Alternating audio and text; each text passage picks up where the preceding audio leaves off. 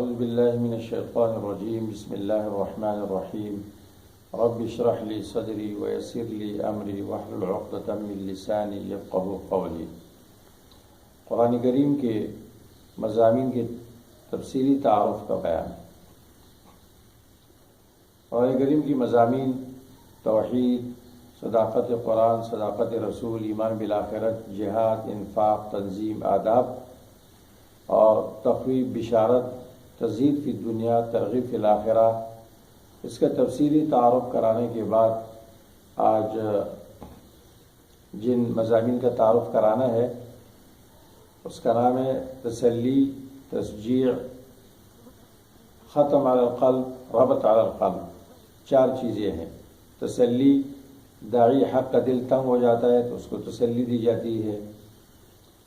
تشجیع مانا حوصلہ دینا، بہادر بنانا، اور ختم علی القلب جب انسان حق کا انکار کرتا ہے تو حق قبول کرنے کی استعداد اس سے ختم ہو جاتی ہے، اس کے دل پر مہر لگ جاتی ہے۔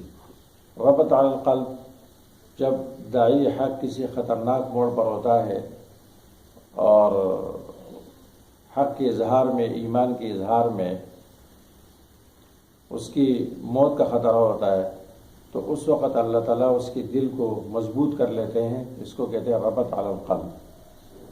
تو تسلی، تشجیع، ختم علی القلب، ربط علی القلب۔ تسلی کا لفظ قرآن کریم میں نہیں ہے لیکن تسلی مضمون قرآن میں ہے۔ تسلی کا معنی ہوتا ہے صلی یصلی تسلیتاً، کسی سے غم کو زائل کرنا۔ قرآن کریم میں مختلف مقامات پر اللہ تعالیٰ نے اپنے پیغمبر کو تسلی دی ہے، اس لیے کہ مشرکین آپ کو ساحر، مجنون، کاہن اور کذاب اور طرح طرح کے اذیتیں آپ کو پہنچاتے تھے، آپ پر یہ اتہامات لگاتے تھے، تو ظاہر بات ہے اس سے دل تنگ ہو جاتا ہے۔ سورۃ انعام میں اللہ تعالیٰ نے بڑے واضح انداز میں تسلی بیان کی ہے۔ اس طرح دیگر صورتوں میں مختلف انداز سے اللہ تعالیٰ نے تسلی کا سامان کیا ہے، جو قیامت تک ہر داعی حق کے لیے وہی تسلی ہے۔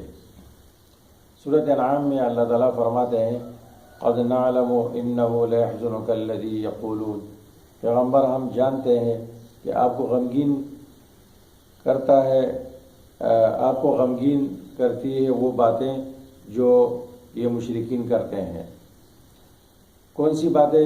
وہ اللہ تعالیٰ نے ذکر نہیں کی، حذف عموم کے لیے بہت ساری باتیں ہیں، کبھی کہتے ہیں ساحر ہے، کبھی کہتے ہیں مجنون ہے، کبھی کہتے ہیں کاہن ہے۔ فإنہم لا یکذبونک، یہ آپ کو نہیں جھٹلاتے ہیں، آپ کو تو یہ صادق اور امین کہتے تھے۔ ولکن الظالمین بآیات اللہ یجحدون، لیکن یہ ظالم لوگ اللہ کی آیاتوں کا انکار کرتے ہیں، جو پیغام آپ لے کر آئے ہیں اس کے ساتھ یہ عناد کرتے ہیں، اس کا انکار کرتے ہیں۔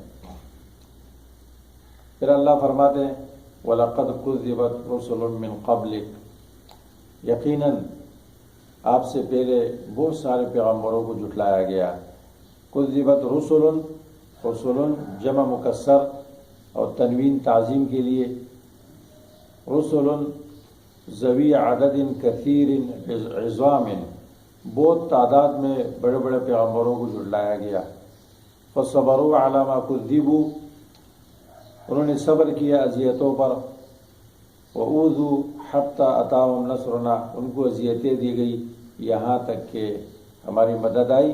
وَلَقَدْ جَاءَكَ مِن نَبَإِ الْمُرْسَلِينَ، اور آپ کے پاس پیغمبروں کی خبریں آئی ہے کہ ان پر کیا گزری ہے۔ اور سورۃ حامیم سجدہ میں پھر اللہ فرماتے ہیں ما یقال لک الا ما قد قیل للرسل من قبلک، آپ سے وہی کہا جائے گا اور وہی الزامات، اتہامات آپ پر لگائے جائیں گے جو سابقہ انبیاء علیہ السلام پر لگے تھے۔ اس سورۃ انعام میں اللہ تعالیٰ نے وہ 6 عقبات، 6 گھاٹیاں ذکر کی ہے جو داعی حق پر گزرتی ہے، اور اس میں اللہ تعالیٰ نے لفظ کذالک استعمال کیا ہے۔ کذالک اللہ کی سنت کو بیان کرتا ہے کہ اسی طرح ہوگا، ہمارا طریقہ یہ رہا ہے، سنت اللہ کذالک استمرار کے لیے اس میں استعمال ہوتا ہے. وَكَذَلِكَ فَتَنَّا بَعْضَهُمْ بِبَعْضٍ لِيَقُولُوا أَهَٰؤُلَاءِ مَنَّ اللَّهُ عَلَيْهِم مِّن بَيْنِنَا أَلَيْسَ اللَّهُ بِأَعْلَمَ بِالشَّاكِرِينَ. ہر ایک گاٹی ہے اور اس کے ساتھ اس کا جواب بھی ہے. وَكَذَلِكَ نُفَصِّلُ الْآيَاتِ وَلِتَسْتَبِينَ سَبِيلُ الْمُجْرِمِينَ وَكَذَلِكَ نُصَرِّفُ الْآيَاتِ وَلِيَقُولُوا دَرَسْتَ وَلِنُبَيِّنَهُ لِقَوْمٍ يَعْلَمُونَ. وَكَذَلِكَ نُصَرِّفُ الْآيَاتِ وَلِيَقُولُوا دَرَسْتَ وَلِنُبَيِّنَهُ لِقَوْمٍ يَعْلَمُونَ. وَكَذَلِكَ جَعَلْنَا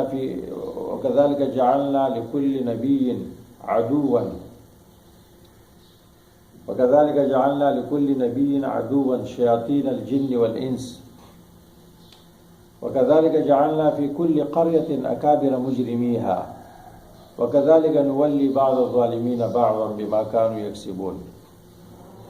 اسی طرح سورۃ یوسف، اس میں ایک تسلی کا مضمون ہے کہ آپ دیکھیں یوسف علیہ السلام کے ساتھ بھائیوں نے حسد کیا، اپنے لوگوں نے حسد کیا، تو پھر ان کو کنویں میں پھینکا، 3 دن کنویں میں رہے، پھر اللہ نے مصر میں پہنچا دیا.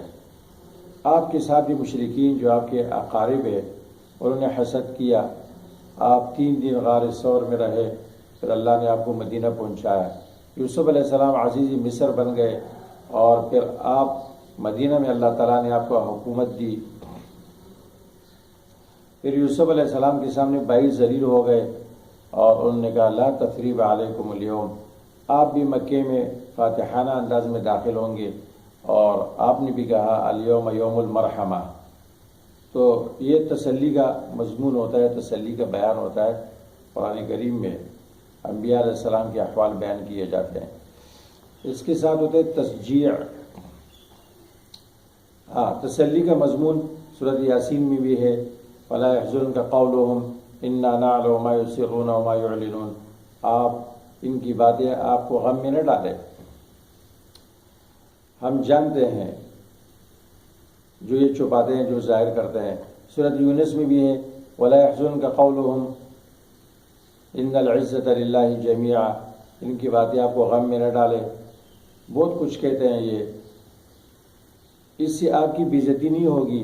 ان العزت للہ جمیعا.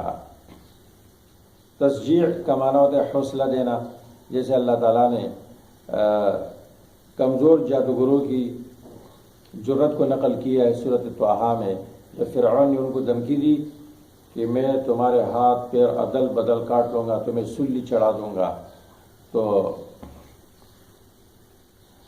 جادوگروں نے جو چند منٹوں کے مسلمان تھے انہوں نے فرعون سے کہا فَاقْضِ مَا أَنْتَ قَاضٍ إِنَّمَا تَقْضِي هَذِهِ الْحَيَاةَ الدُّنْيَا. آپ جو چاہتے ہیں کر لے، آپ کا بس تو دنیا کی زندگی میں چلتا ہے. اور صاحب یاسین کو دیکھو کس جرت سے وہ بیان کرتا ہے. وَجَاءَ رَجُلٌ مِّنْ أَقْصَى الْمَدِينَةِ يَسْعَىٰ قَالَ يَا قَوْمِ اتَّبِعُوا الْمُرْسَلِينَ اتَّبِعُوا مَن لَّا يَسْأَلُكُمْ. اور اسی طرح رجل مومن، سورۃ مومن اس کے نام سے ایک سورت ہے، اور وہ فرعون کے سامنے موسیٰ علیہ السلام کی تائید کر رہا ہے. وقال رجل مؤمن من آل فرعون یکتم ایمانہ. اس کی بڑی لمبی تقریر اللہ تعالیٰ نے سورۃ مومن میں نقل کی ہے. تو اس کو کہتے ہیں تشجیع. ختم علی القلب. جب داعی دعوت دیتا ہے، مبلغ تبلیغ کر لیتا ہے، آگے سے ایک شخص اعراض کرتا ہے اور انکار کرتا ہے، پھر اس کے ساتھ مجادلہ کرتا ہے، وہ انکار کے اس حد تک پہنچ جاتا ہے کہ اس پر مہر جباریت لگ جاتی ہے اور حق قبول کرنے کی استعداد اس سے ختم ہو جاتی ہے. اور یہ خود ان کی بدعمالیوں کا نتیجہ ہوتا ہے. سورۃ بقرہ میں اللہ فرماتے ہیں ختم اللہ علی قلوبہم وعلی سمعہم وعلی ابصارہم غشاوۃ. اس کے لیے ران کا لفظ استعمال ہوتا ہے کلا بل ران علی قلوبہم.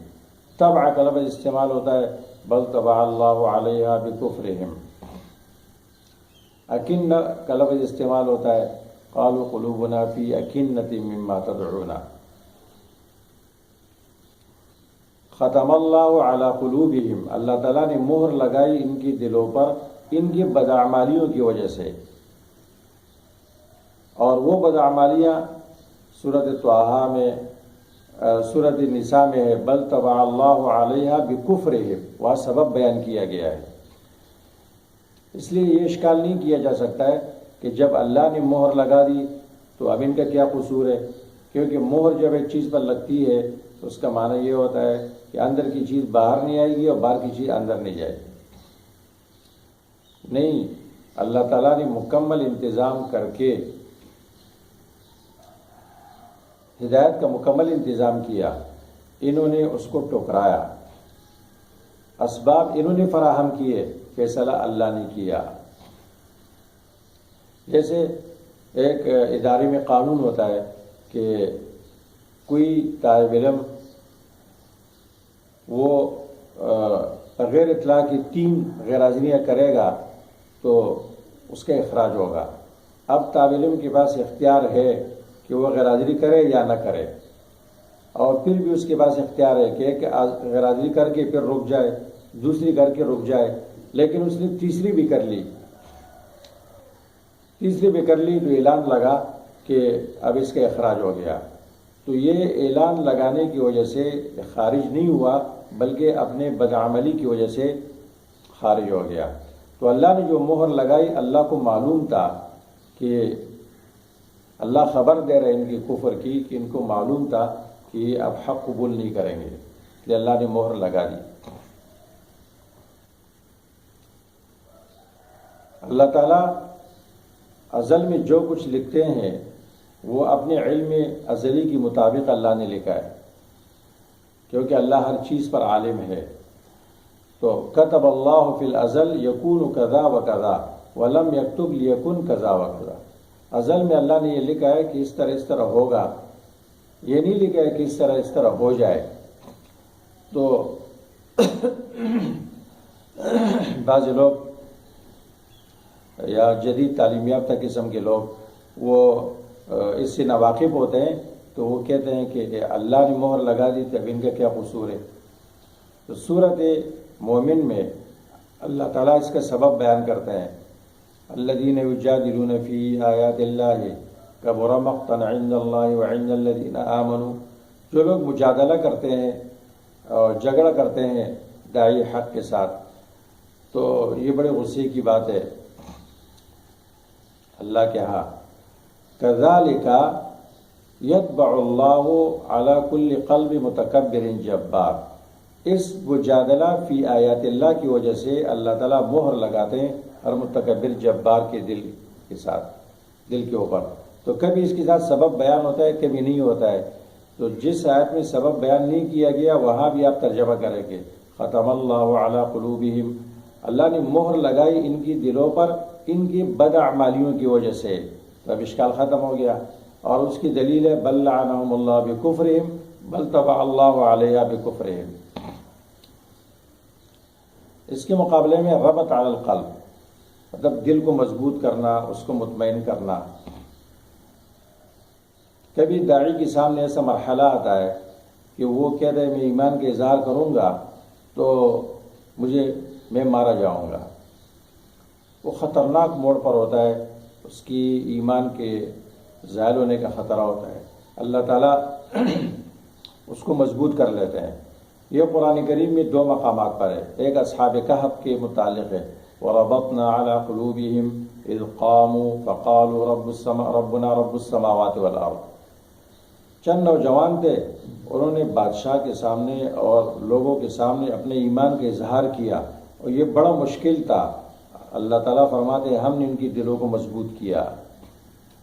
اور ایک موسیٰ علیہ السلام کی والدہ کے لیے استعمال ہوا ہے سورۃ قصص میں، کہ جب انہوں نے موسیٰ علیہ السلام کو اللہ کے حکم سے صندوق میں بند کر کے دریا میں پھینکا اور وہ فرعون کے محل کی طرف چلا گیا اور ان نے اٹھا لیا، تو اللہ فرماتے ہیں وَأَصْبَحَ فُؤَادُ أُمِّ مُوسَىٰ فَارِغًا إِن كَادَتْ لَتُبْدِي بِهِ لَوْلَا أَن رَّبَطْنَا عَلَىٰ قَلْبِهَا، قریب تھا کہ وہ اظہار کر لیتی اور سب کچھ بتا دیتی کہ یہ میرا بیٹا ہے، اگر ہم اس کے دل کو مضبوط نہ کرتے۔